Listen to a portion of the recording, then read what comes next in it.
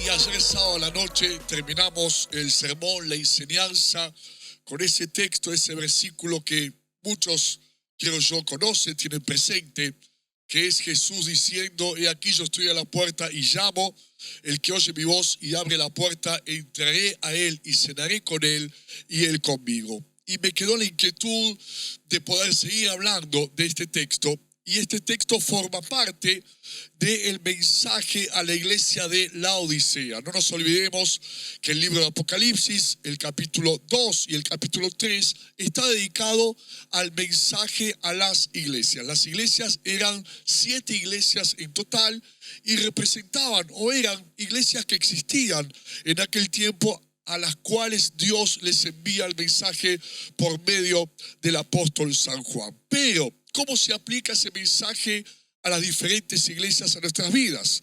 Muchos estudiosos del libro de Apocalipsis hablan de que estas iglesias pueden representar perfectamente etapas de la iglesia a lo largo de la historia.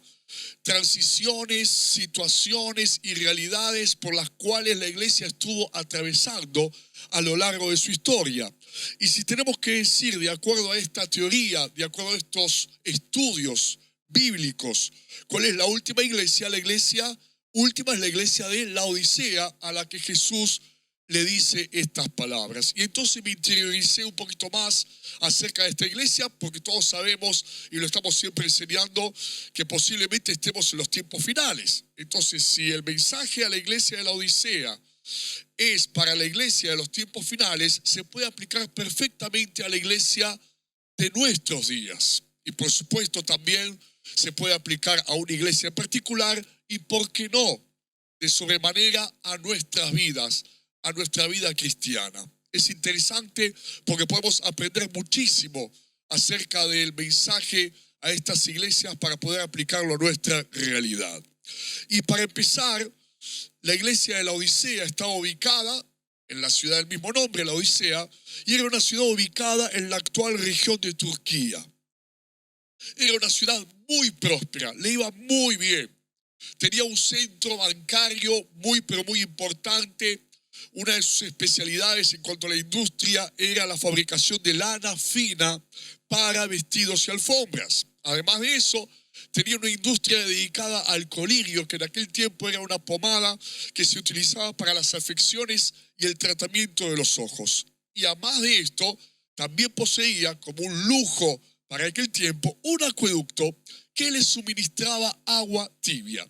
Y el mensaje a la iglesia de Laodicea empieza de esta manera en Apocalipsis capítulo 3, versículo 14 al 16. Y escribe el ángel de la iglesia en Laodicea: he aquí el amén, el testigo fiel y verdadero, el principio de la creación de Dios, dice esto: yo conozco tus obras, que ni eres frío ni caliente. Ojalá fueses frío o caliente, pero por cuanto eres tibio y no frío ni caliente, te vomitaré de mi boca. Cuando uno lee esto dice: wow, qué fuerte este mensaje.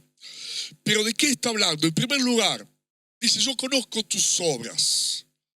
Las obras, ¿de qué está hablando? Está hablando de lo que uno hace en la vida, de cómo uno se maneja, cómo uno se desenvuelve, cómo uno actúa, cómo uno reacciona frente a las distintas circunstancias de la vida. Y por supuesto, las obras también describen nuestro servicio a Dios. En definitiva, todo lo que tiene que ver con nuestra vida práctica, cotidiana, que estamos desarrollando en las distintas áreas de nuestras vidas. Que no eres ni frío ni caliente. ¿Por qué? Porque lo que hacemos muestra cómo somos. Si queremos saber cómo somos, si queremos saber cómo es una persona, basta con mirar cómo se desenvuelve, basta con mirar cómo se conduce en la vida. Por eso Jesús también decía: por sus frutos los conocerán. Y cuando habla de no eres ni frío ni caliente, frío o caliente se refiere a algo específico, a algo puntual, y tanto lo frío como lo caliente tiene una función también específica. El agua fría refresca, quita la sed, o el agua caliente tiene su utilidad para calentar el cuerpo, obviamente, para servir infusiones y también para cocinar. En cambio, ¿cuál es el problema de lo tibio?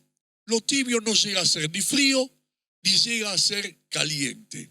No se termina de definir, no termina de ser determinante, no termina de impactar, no termina de marcar una diferencia. No es ni una ni la otra, no es ni caliente ni frío.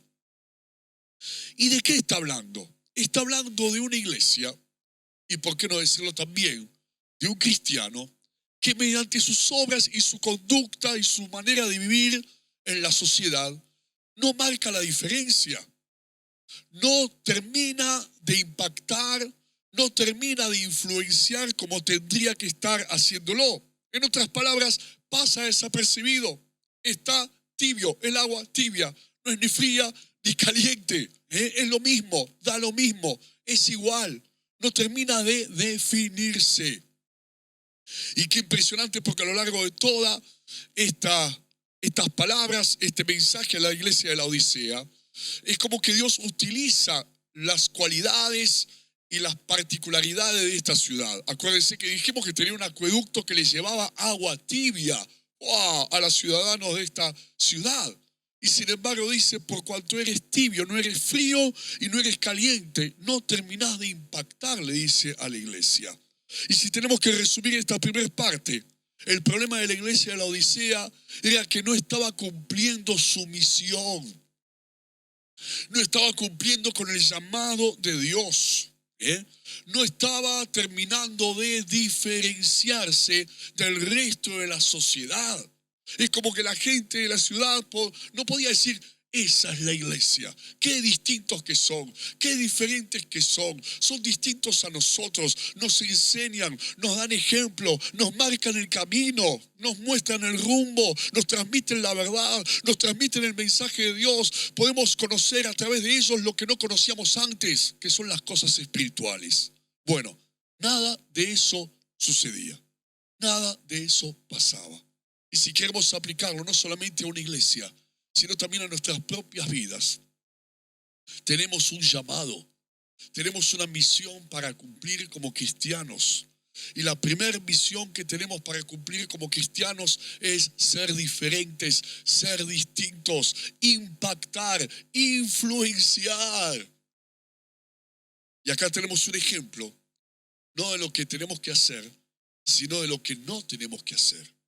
En vez de ser un ejemplo positivo, la iglesia de la Odisea es un ejemplo negativo, justamente para llamar la atención de parte de Dios a nosotros y que nos está diciendo, esto es lo que ustedes tienen que hacer, lo que no hizo esa iglesia llamada la iglesia de la Odisea.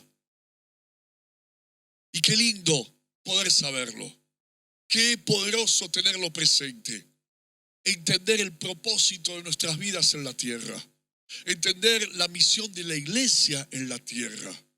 Que nunca lleguemos a tener ese estado de tibieza en donde no seamos ni frío ni caliente, en donde no terminemos de impactar y de marcar la diferencia. Sigue diciendo el versículo 17. Porque tú dices, yo soy rico y me he enriquecido y de ninguna cosa tengo necesidad. Y no sabes que tú eres un desventurado, miserable, pobre, ciego y desnudo. Va con todo este mensaje, pero obviamente está hablando de la iglesia de la Odisea y nosotros podemos aplicarlo a nuestras vidas para rescatar la enseñanza. ¿Por qué tú dices? La iglesia de la Odisea, los hermanos, los cristianos de la iglesia de la Odisea decían, porque somos ricos, no tenemos necesidad de ninguna cosa. Y Dios le dice, porque tú dices. Y ahí uno se pregunta, o nos tenemos que preguntar, ¿quién es el que determina cómo estamos nosotros?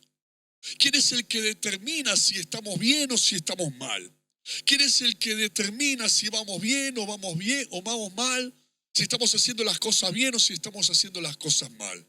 Cuando uno va al médico, va con la expectativa de que el médico, el doctor, nos diga nuestro verdadero estado de salud. Nos diga si estamos sanos físicamente hablando o si tenemos algún tipo de enfermedad.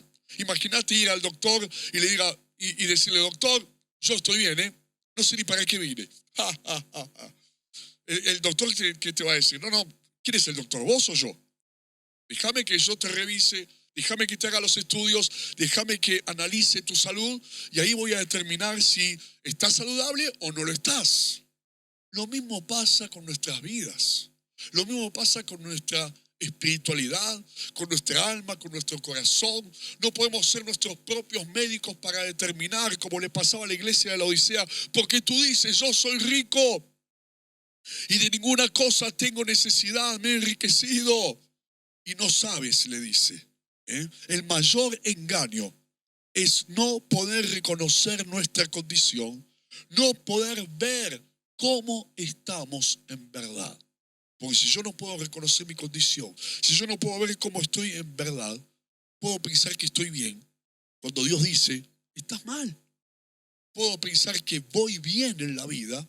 Cuando Dios dice, vas mal. Puedo pensar que estoy haciendo todo de una manera perfecta. Cuando Dios me puede decir, estás errando el camino. Así no son las cosas.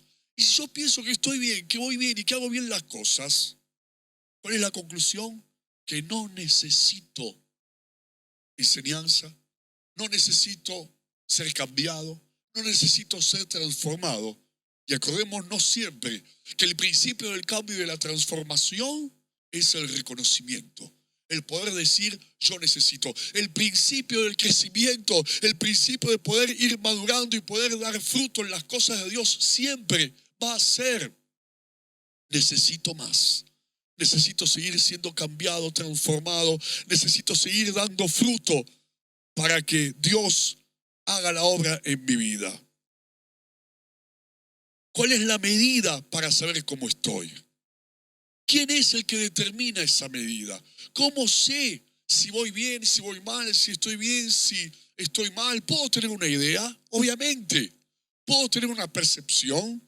¿Puedo tener una idea de cómo estoy? Pero en definitiva el que me va a decir la verdad es Dios, a través de su palabra, a través del Espíritu Santo, a través obviamente de las predicaciones que escuchamos cada semana, porque la palabra de Dios es el espejo a la cual uno se mira y uno se da cuenta, como lo hacemos en el espejo de casa, y que quizás cuando nos vemos pensábamos que estábamos bien peinados y de repente no estamos bien peinados, necesitamos peinarnos, necesitamos arreglarnos. Dice, no me di cuenta, y ahí nos peinamos. Si no nos hubiésemos mirado al espejo, nunca nos hubiésemos dado cuenta para poder corregir algún aspecto de nuestra apariencia. Lo mismo con la palabra de Dios. La palabra de Dios es el espejo que te muestra si vas bien o si vas mal, si estás bien o si no estás del todo bien, si estás haciendo las cosas bien o si no las estás haciendo como tendrías que hacerla. Lo que tengo en claro y te transmito en este día es que nosotros no podemos medirnos a nosotros mismos. Porque Jeremías 17:9 dice, engañoso es el corazón más que todas las cosas. Soy rico y me he enriquecido, decía esta iglesia. Y no tengo necesidad de nada. La Odisea era una ciudad rica, próspera y evidentemente, por el mensaje que Dios le está dando a la iglesia también era rica. Y por lo tanto los miembros de la iglesia estaban siendo muy, pero muy prosperados. Ahora, ¿es un problema ser rico? ¿Está mal tener dinero, tener recursos, estar acomodado económicamente hablando? No. El problema es cuando alguien piensa que esa es la verdadera riqueza y que si tiene plata y le va bien económicamente, no necesita ninguna otra cosa. Es como que dice, me va bien en la economía, tengo plata en el bolsillo, tengo el presente y el futuro asegurado. ¿Qué más necesito? Nada.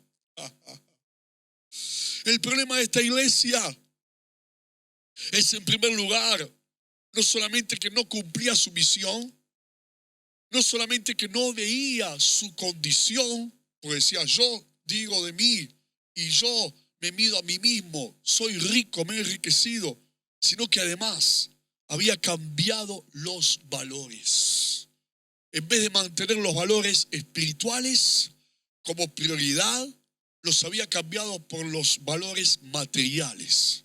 Se apoyaban esos valores como el mundo y la sociedad que la rodeaba en aquel entonces, Por eso no marcaba la diferencia, porque pensaba como los demás pensaban, medía como los demás medían y se basaba en los valores que el resto de las personas de esa ciudad se basaba.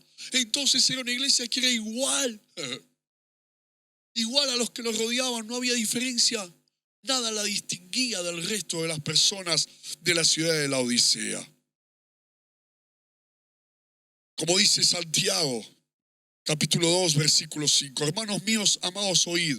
¿No ha elegido Dios a los pobres de este mundo para que sean ricos en fe y herederos del reino que ha prometido a los que le aman? Ahí está, los valores. Santiago lo deja bien en claro. Lo más importante son los valores espirituales. Y cuando uno tiene los valores espirituales como una prioridad, como lo más importante en su vida, por supuesto después puedes ser prosperado y Dios quiere que seas prosperado. Dios te quiere proveer. Dios quiere que puedas crecer en lo material. Pero siempre, aunque crezcas en lo material, aunque seas prosperado económicamente, nuestro mayor valor va a ser el valor espiritual.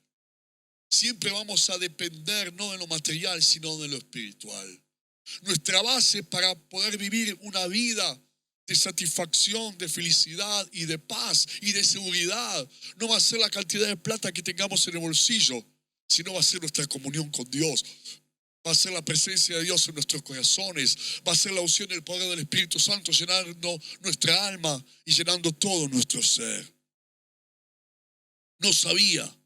Dice, no sabes, le dice Dios a la iglesia de la Odisea, no sabes que tú eres. No sabes, no sabía. ¿Y cuántas personas no saben?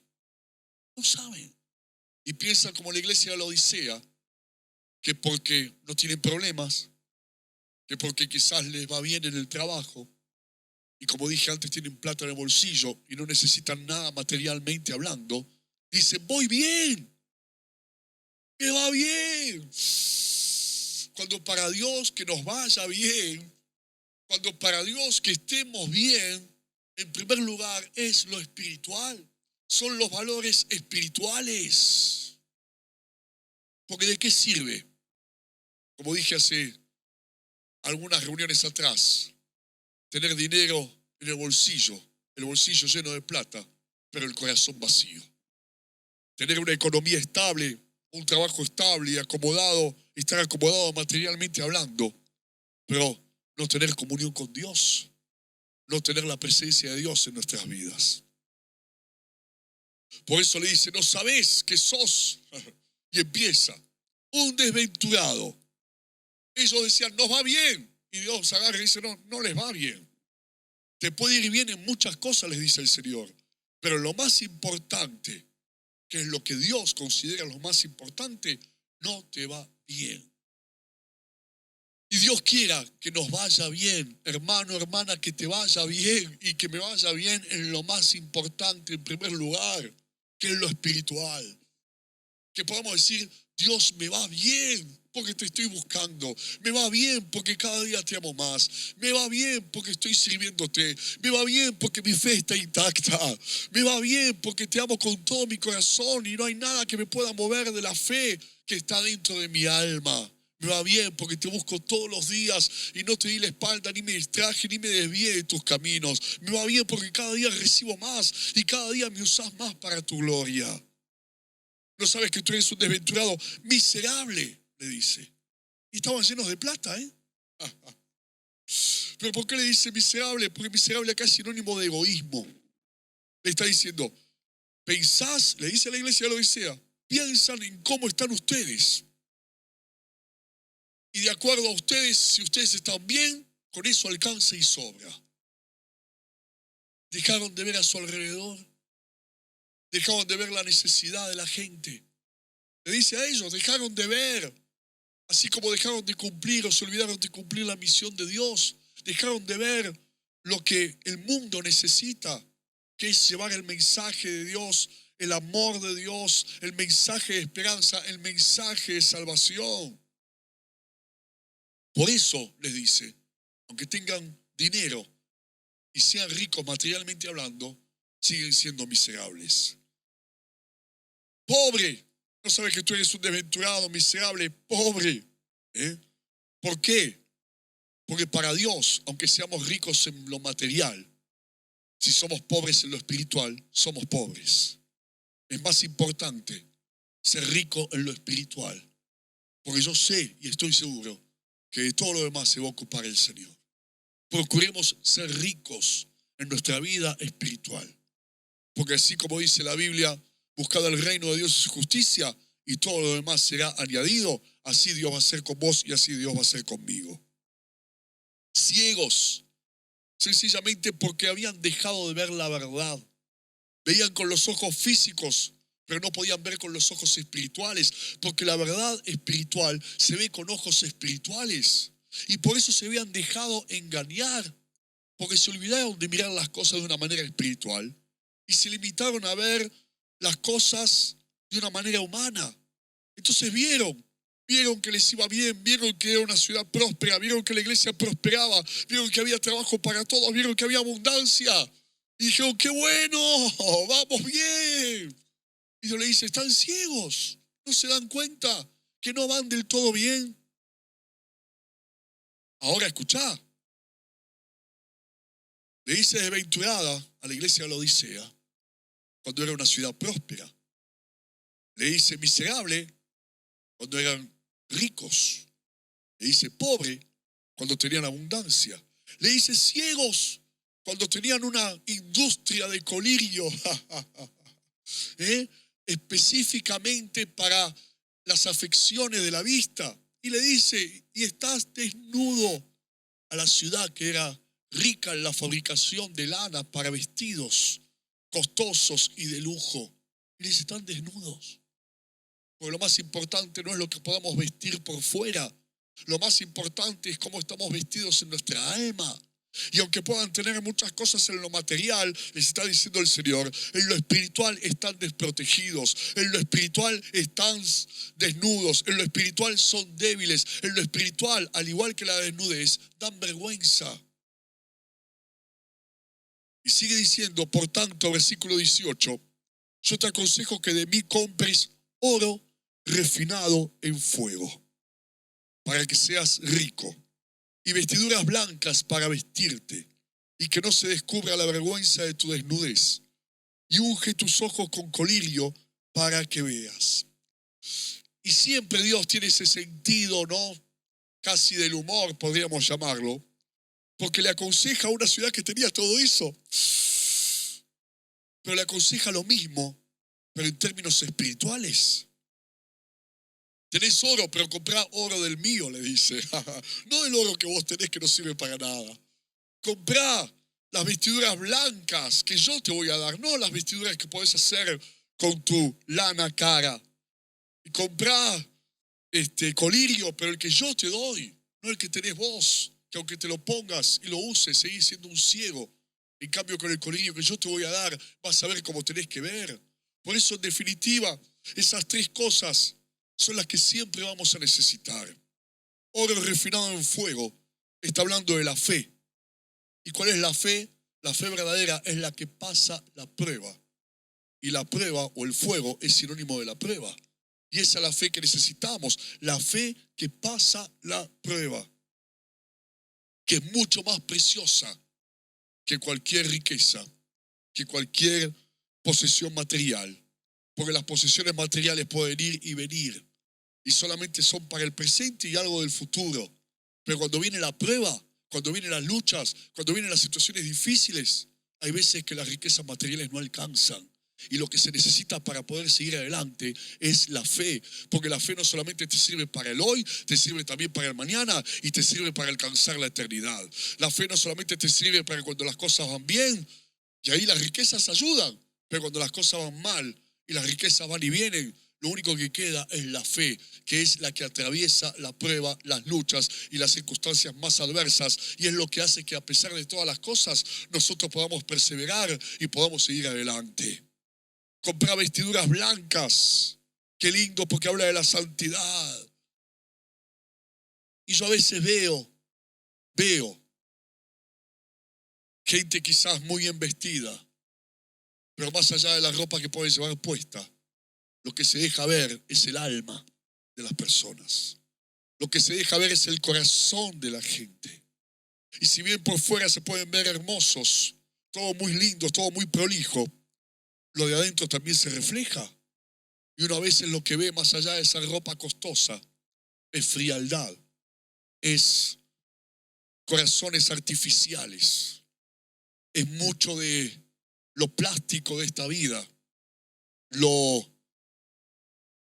material. Y uno no llega a percibir amor, no llega a ver paz, no llegan a transmitir más allá de la ropa que llevan puesta. Por eso, más lindo que una vestidura delicada es tener un corazón santo, porque eso se ve, eso traspasa las vestiduras y es lo que la gente en definitiva percibe, mira y ve, y es lo que termina impactando a los que están a nuestro alrededor. Colirio para tus ojos, le dice a los que fabricaban colirio, para ver la verdad de tu condición y así poder cambiar. Porque cuando uno ve y se da cuenta, puede reconocer. Y como te dije antes, ese es el principio del cambio. Porque el que ve, el que se da cuenta, el que mira con ojos espirituales, siempre dice, necesito más de Dios. Soy alguien necesitado.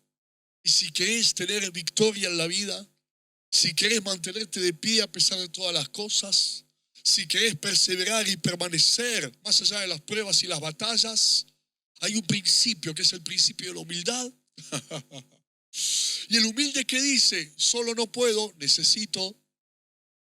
Solo no puedo crecer, necesito de Dios. A mí no me alcanza, necesito lo que Dios tiene para mi vida. No tengo las herramientas suficientes, no tengo las capacidades, no tengo los recursos humanamente hablando, necesito lo espiritual. Compra de mí, porque era una ciudad comercial que se la pasaban comprando y vendiendo.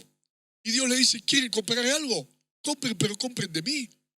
Porque lo verdadero, lo que sirve, lo espiritual, solamente Dios nos lo puede dar.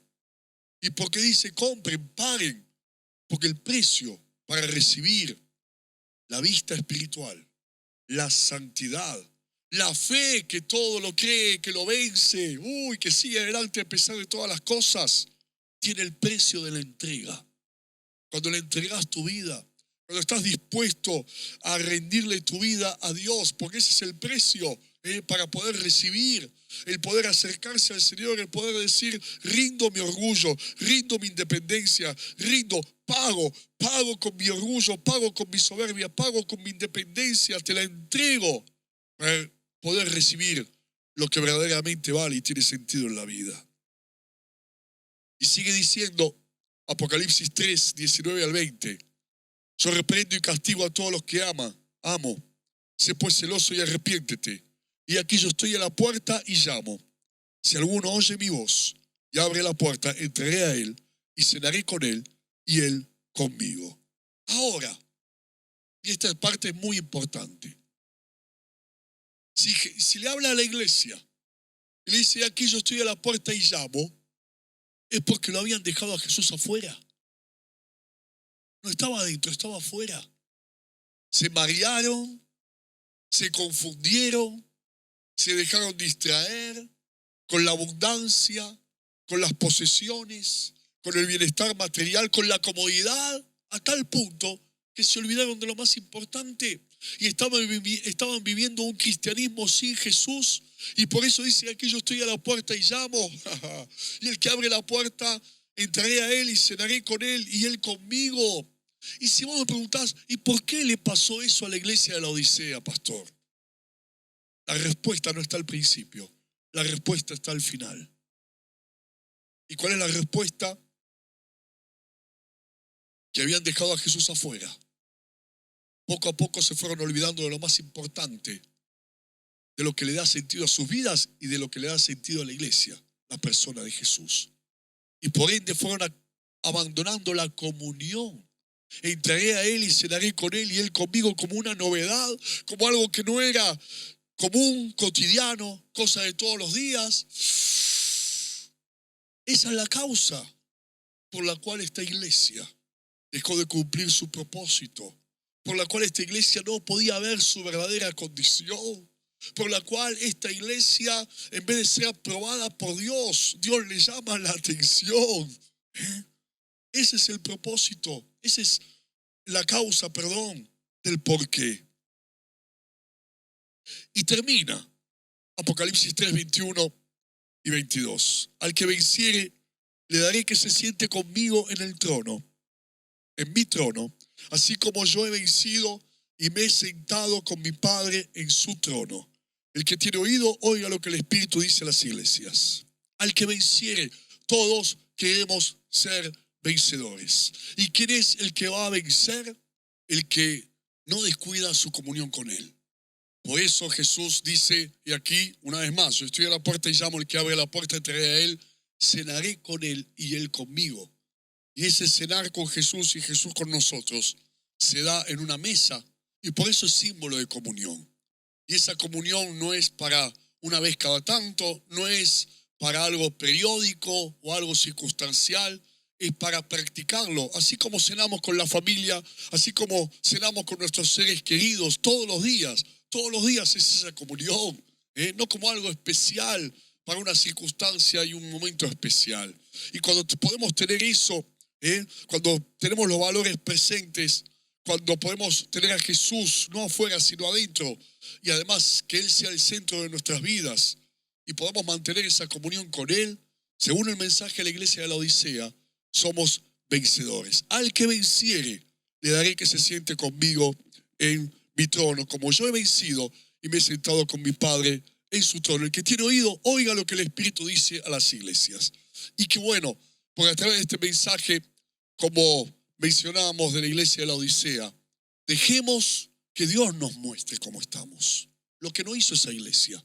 Dejemos que Dios nos mida y podamos oír la voz del Padre, como el Padre que le dice al Hijo, vas bien, o quizás le dice, mira, te falta esto, o estás medio flojo en aquello, cuidado que te estás a punto de distraer, cuidado que estás mezclando los valores, no te olvides del propósito por el cual estás acá en la tierra, que es el propósito tuyo y también de la iglesia. No te olvides de marcar la diferencia, porque tus valores no son los mismos valores del mundo. Lo más importante no es lo mismo que para el mundo es más importante. No te olvides de preguntarle a Dios, Señor, ¿cómo voy? ¿Cómo estoy? Háblame por tu palabra, porque tu palabra es mi espejo para el alma, mi espejo para mi corazón, mi espejo para mi vida espiritual. Y ahí me puedo ver reflejado y puedo decir, voy bien, gracias Señor, porque vos lo haces posible en mi vida. Gloria a Dios. Marcela, vamos a orar. Y antes de tomar la Santa Cena, qué buena enseñanza que de alguna manera corrige el corazón, de alguna manera enseña, ¿no? El camino, nos muestra lo correcto, nos muestra el ejemplo a seguir. En este Lindo. caso era un ejemplo negativo, pero ya sabemos lo que no hay que hacer. Que Dios es como un padre, ¿no? Y qué lindo porque hoy falta el modelo de padre en la sociedad, el modelo y construir el no es cierto?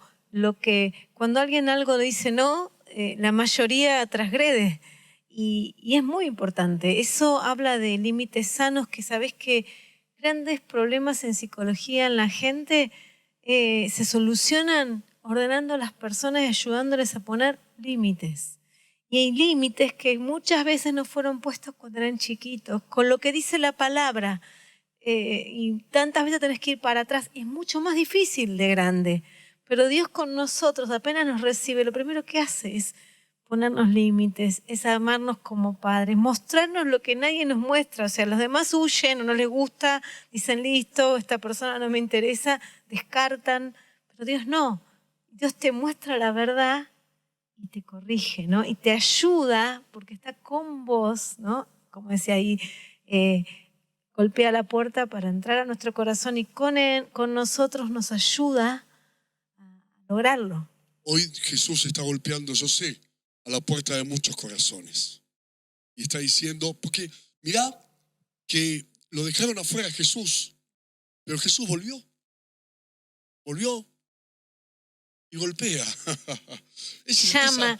Y ese golpear a veces se confunde hasta con los sonidos del corazón, ¿no?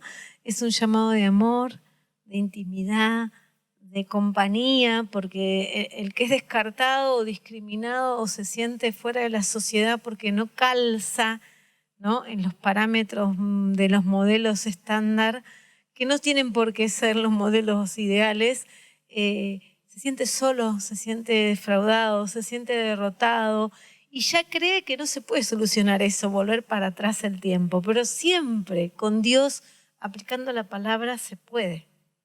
Jesús está llamando. Esa es la misericordia de Dios.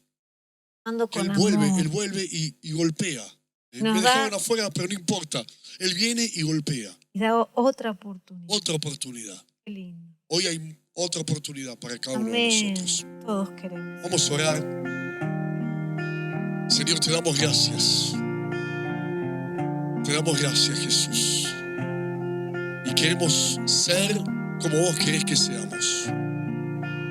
Examíname, oh Dios, decía David, y mirá si hay en mí camino de perversidad, y limpiame y guíame en el camino eterno, decía el rey David, el salmista David. Y esa es nuestra oración en este día. Sí, Señor. Que puedas hablarnos, que puedas mostrarnos, que puedas guiarnos, enseñarnos. Estamos en tus manos, Señor, y queremos esa fe como oro refinado. Queremos esa santidad, que es el mejor y el más lindo y hermoso de los vestidos. Queremos ese colirio para poder ver lo espiritual, para poder ver la verdad, las verdades espirituales. Queremos, Señor, ser fríos o calientes para tener una utilidad, para ser útiles, para servir, para marcar la diferencia, para impactar, para ser determinantes. En el nombre de Jesús. Sí, Señor, tu amor nos persigue en una forma incondicional y nos llama y nos lleva a ese plan hermoso que tenés preparado para cada uno de nosotros. Y vos siempre tenés una nueva oportunidad, vos siempre nos mirás con fe. Déjate mirar con los ojos de fe y aceptación de Dios. Él te dice se puede. Él te mira con amor, siempre. Pedile ayuda en ese problema específico, en esa necesidad y empezá a ordenar tus caminos, un paso a la vez, porque Él lo hará. Empezá en oración a hablarle y su amor, su bondad lo hará. No te va a dejar, dice en la palabra, ni te va a desamparar. Así lo dice, no te dejaré ni te desampararé. Dice también en Isaías, mío eres tú. Él dice que nos formó desde el vientre, nos conoce como nadie y sabe cómo podemos hacer las cosas bien. Déjate guiar por la voz del Espíritu Santo y Él va a transformar tu vida, tu casa, tu familia, tu vida espiritual y vas a vivir como Él quiere, lleno del amor de Dios y por encima de todos estos momentos, de lo material, del mundo, de la pandemia, porque cuando estamos bien con Él, es más fuerte lo que vivimos en nuestro interior que todo lo que pase afuera. Y podemos pasar también este tiempo en este mundo. Y podemos llevarlo con victoria, con amor y con su guía. El amor de Dios está golpeando la puerta de tu corazón. El amor de Dios te va a buscar. El amor de Dios te está llamando. Y esa puerta se abre de adentro. La manija está al lado de adentro, por eso golpea, para que le abras, le invites y lo sientes en el centro de tu corazón.